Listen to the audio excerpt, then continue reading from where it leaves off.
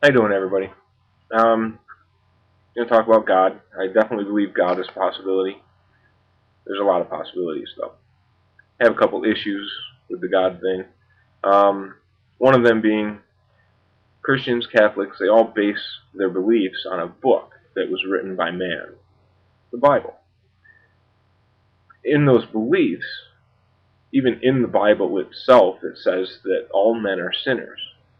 So what you're basing your entire belief system, it's the only thing that could possibly have happened. That's it. That's the way it is. Take it or leave it. You put all of your faith into a book that was written by sinners, and you trust it. It just doesn't sound right to me. Okay, I would have to question that a little bit.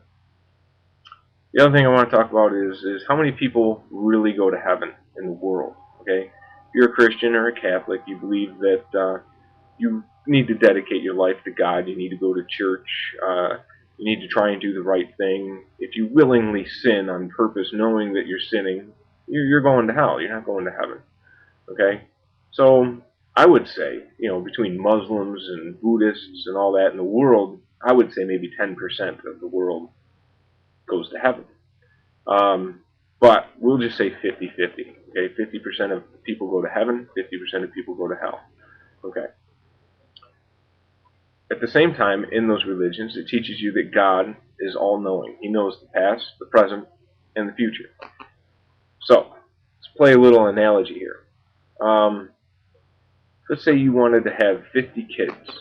You wanted to raise them, okay, as your own. But in order to do that, you would have to have 100 kids.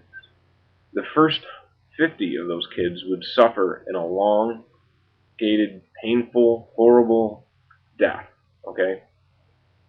Would you still have those 100 kids so that 50 of them could grow up with you or be raised by you? Probably not. That would be horrible and cruel. Why would you do something like that?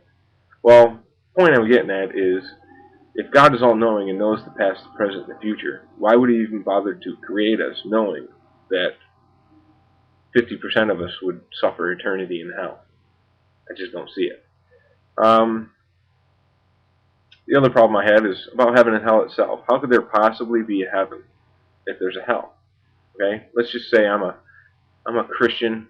I've always done everything the way I'm supposed to. Go to church all the time, dedicate my life to God, talk to others, preach the word of Jesus. Let's say my wife, my kids, my parents, and my grandparents, none of them went to church. None of them really believed in God. They're agnostic or atheist, whatever you want to call it. Um, Now they're all going to hell. How could I possibly enjoy an eternity in heaven knowing that my entire family is suffering an eternity in hell? Doesn't make any sense either. Thank you.